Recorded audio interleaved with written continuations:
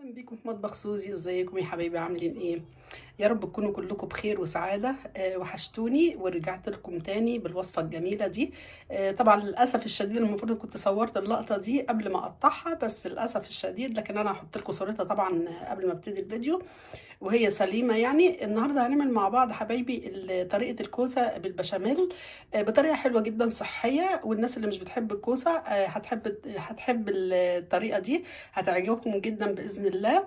هنعملها بطريقة سهلة خالص ومبسطة وطعمها خطير بجد بجد حلو قوي قوي. يلا بينا حبايبي على الطريقة والمقادير. حبايبي المقادير بتاعتنا ده حوالي كيلو ونص من الكوسة. زي ما انتم شايفين انا عملت لها ايه. عملتها بالمقوار، بالحته اللي هي المشرشره دي، وهوريكم واحده برضو مع بعض. ده الكلام ده يا جماعه قبل ما اغسلها، يعني هعمل كده وبعدين اغسلها، ولازم اصفي ميتها كويس جدا. بصوا انا بعمل لها ايه عشان تدي شكل جمالي ليها. نشيل العين اللي هو من فوق ده وبعدين نغسلها، وهنشوف طريقه التقطيع مع بعض يا حبايبي. بعد ما غسلت الكوسه بتاعتنا زي ما انتم شايفين ونشفتها كويس جدا، مش عايزين فيها نقطه ميه. هنشوف نقطعها مع بعض ازاي، واهم حاجه التقطيع ما يكونش خفيف جدا ابدا ولا تخين، عشان لو خفيف هيتهري معانا واحنا بنشوحها في الحله، ولو تخين مش هيستوي معانا. بصوا طريقه التقطيع، هنقطعها كده بميل يا جماعه، وما تكونش تخينه قوي زي ما قلت لكم، ويبقى سمك واحد كله اهو كده. السمك ده كويس جدا، مش تخينه قوي ولا رفيعه قوي. هنقطعها كلها بالشكل ده، وزي ما انا قلت لكم هي ناشفه. بصوا منظرها شكلها ايه دلوقتي حبايبي. بعد ما قطعت الكوسه كلها بالمنظر ده، كلها سمك واحد، ده اهم حاجه. معانا حله على النار حطيناها، الحله لازم تكون كبيره شويه يا جماعه عشان نعرف نقلب الكوسه بتاعتنا. هنولع النار وهنحط فيها معلقه سمنه او زبده اللي عندكم الاول متوفر، ومعلقتين من الزيت، حبه زيت كده. لما تسخن الحله بتاعتنا دلوقتي حبايبي، بعد ما السمنه سخنت زي ما انتم شايفين كده، هننزل عليها الكوسه وهنفضل نقلب فيها لحد ما تستوي معانا، يعني 3/4 سوا. مش عايزينها تتهرى معانا ولا تبقى نيه، عشان تستوي في البوتاجاز يعني او في الفرن بسهوله. هنفضل نقلب فيها كده اهوت من حين لاخر، بس نخلي بالنا ما تتهراش معانا. خليها كده شويه وبعدين نقلبها، يعني مش نفضل نقلب فيها على طول على طول، شويه كده ونقلب فيها. طبعا حبه ملح، وهنحط عليها فلفل اسمر، حبه فلفل اسمر، مكعبين ماجي، ده طبعا حسب الرغبه، لو مش حابين خلاص تحيقوا بالملح بس. دلوقتي حبايبي زي ما انتم شايفين الكوسه بتاعتنا بعد ما شوحناها وبقت يعني شبه 90% انها استوت. بصوا ندوس عليها كده نلاقيها طرت، وفي نفس الوقت خدت اللون الجميل ده، كأن احنا محمرينها، مش هنحس ان هي مسلوقه، لا. دلوقتي زي ما انتم شايفين كده نزلت ميه، احنا مش عايزين الميه دي خالص، هنصفيها في المصفى. هنحط الكوسه بتاعتنا زي ما انتم شايفين، الميه دي لازم تصفى خالص منها يا جماعه، مش عايزين فيها نقطه ميه، علشان خاطر كمان ما تبقاش ممييه كده ومش حلوه. بصوا انا لسه طبعا حطاها زي ما انتم شايفين، هتصفي كل الميه والدهون اللي فيها، احنا عايزينها من غير اي حاجه، وفي نفس الوقت استوت يعني تعتبر 90%. هنكبر مع بعض البشاميل. معانا 4 كوبايات من الحليب السائل عادي اللي احنا كده هنحطه على النار. 4 كوبايات، المج اللي في كل بيت. هنحط بعد ما حطينا 4 كوبايات من الحليب، هنحط 4 معالق من الدقيق. هنقلب كل المكونات يا جماعه على البارد، لان احنا عايزين نعمله بطريقه صحيه برضو الى حد ما يكونش فيها دهون كتير. نحط عليهم مكعبين من المرق، نفركهم كده، حبه فلفل اسمر، ما نكترش قوي عشان ما تسودش، ومعلقه صغيره بس من السمنه او الزبده. انا مش حابه ان هي تبقى دسمه قوي يا جماعه، بحاول على قد ما اقدر عشان ايه يعني اللي عامل دايت يعرف ياكل منها. هنحطهم على النار ونشوف مع بعض حبايبي. بعد ما عملت البشاميل على البارد، قلبته على البارد، حطيته على النار بكل الحاجات اللي انا حطيتها، الفلفل الاسمر والماجي ومعلقه السمنه الصغيره. بصوا بدا يدخن معانا، كانت على نار عاليه طبعا، وايدينا تقلب، ما نخلوش ابدا من غير ما نقلبه، يعني عشان ما يتكتلش حسب الرغبه. بصوا الكريمي وجميل ازاي، بصوا تحفه بجد، حلو قوي قوي وسهل وصحي وجميل. بصوا قد ايه جميل. بصوا لو حابين نخففه شويه هنخففه، مفيش اي مشكله، بس نوطي البوتاجاز بقى شويه كده اهو. دلوقتي حبايبي بعد ما خلصت البشاميل زي ما انتم شايفينه كريمي وخفيف وجميل جدا، هناخد مغرفه منه نحطها في البايركس بتاعنا، طبقه كده خفيفه يعني ما نكترش، نفردها كده في البايركس عشان تساعد على تماسك الكوسه بتاعتنا، ما تبقاش مفروله او يعني مش متماسكه كده. دلوقتي هنجيب بقى قطعه من الكوسه نرصها كده.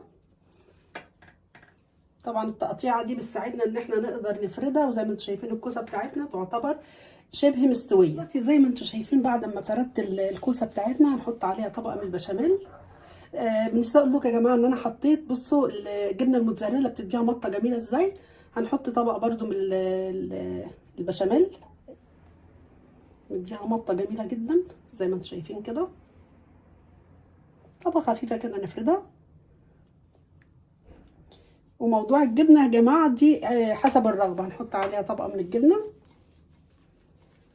دي موتزاريلا حبايبي، طبقه خفيفه كده، مش لازم نكتر، بس عشان تخلي الكوسه بتاعتنا متماسكه وحلوه.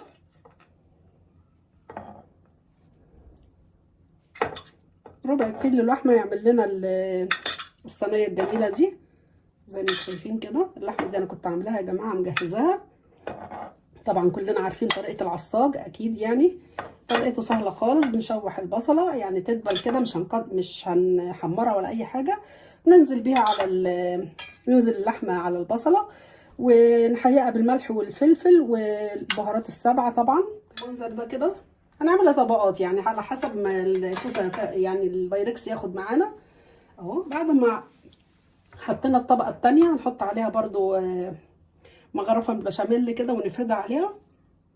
احنا هنعملها 3 طبقات، لو حابين تعملوها طبقتين بس زي ما احنا بنعمل مثلا المكرونه، نعمل طبقتين من تحت من الكوسه ونحط عليها البشاميل وبعدين العصاج او الجبنه وبعدين العصاج، حبه صغننه كده مش لازم كتير قوي يا جماعه اهو.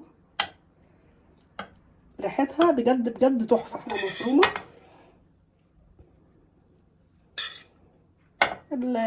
يعني كميه اللحمه دي حسب الرغبه، حابين تكتروا تقللوا دي حاجه ترجع لكم. دلوقتي حبايبي انا خلصت الكميه كلها بتاعه الكوسه، هنحط بقى على الطبقه الاخيره دي اللي هو البشاميل. حبه البشاميل دول لقيتهم يعني تخنوا شويه كده، رحت مزوداهم حبه لبن. ماشي يا جماعه، ما تخلوش تخين قوي عشان ما يبقاش حلو. بس هنرش عليها برده جبنه، ودي حسب الرغبه برده، يعني حسب رغبتكم. لو عندكم مش عندكم خلاص مش ما فيش اي مشكله. جدا شكلها حلوه قوي قوي. بصوا منظر الطبقات تحفه، احلى صينيه كوسه هتاكلوها باذن الله، ولا فيها ميه هتنز ميه ولا اي حاجه، عشان احنا صفينا الميه والدهون اللي كانت فيها كلها قبل ما نحطها يا جماعه. هتبقى حلوه قوي، ونحطها في الفرن ونرجع نشوفها بعد ما تخلص. ادي حبايبي الصينيه بتاعتنا طلعت من الفرن زي ما انتم شايفين. طبعا هي سخنه خالص خالص، فبالتالي طبعا الحته بتاعتها مش القطعه بتاعتها مش هتطلع سليمه. انا يا جماعه ولعت عليها الفرن على درجه حراره 200، وولعت الفرن الاول من تحت 10 دقايق، وبعد كده رحت مولعه عليها بس الشوايه تاخد اللون ده، لان طبعا الكوسه بتاعتنا زي ما انتم عارفين انها مستويه، مش محتاجه ان هي تقعد عشان تطلع معانا كمان جوسي وحلوه، مش محتاجه انها تقعد كتير. هنقطعها طبعا قطع.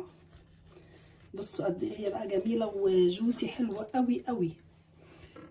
بصوا طبعا هي مش هتطلع معانا حته سليمه يا جماعه، لان هي طبعا زي ما انتم عارفين الحاجه وهي سخنه مش هتطلع سليمه. بس انا برضو هوريها لكم لما تبرد خالص، هطلع لكم قطعه واوريها لكم وهي بارده.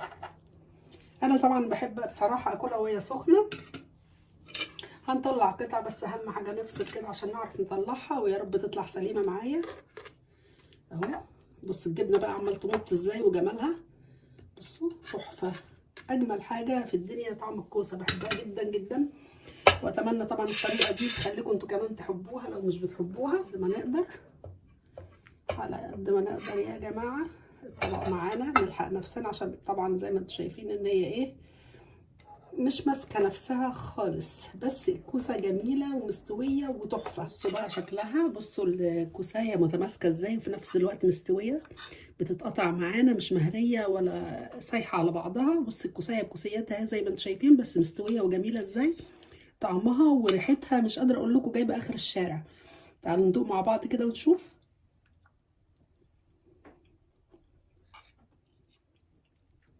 بجد بجد تحفه جدا، حلوه قوي قوي قوي. بصوا الكوسايه، بصوا مستويه ومتماسكه وجميله ومنهاره زي ما انتم شايفين. البشاميل بتاعها مع اللحمه مع الجبنه مدي طعم رهيب رهيب رهيب. حبايبي وصلنا لنهايه الفيديو، ايه رايكم في الجمال والحلاوه دي؟ ايه رايكم في الطريقه؟ طبعا اتمنى تكون عجبتكم، ولو عجبتكم ما تنسونيش يا جماعه في اللايك، اهم حاجه اللايك. ويا ريت تتابعوني على صفحتي على الفيسبوك باسم مطبخ سوزي. ويا رب الوصفه تكون عجبتكم يا حبايبي، ويا ريت تطبقوها يعني، وتقولوا رايكم في الكومنتات، واقول لكم سلام، باي باي.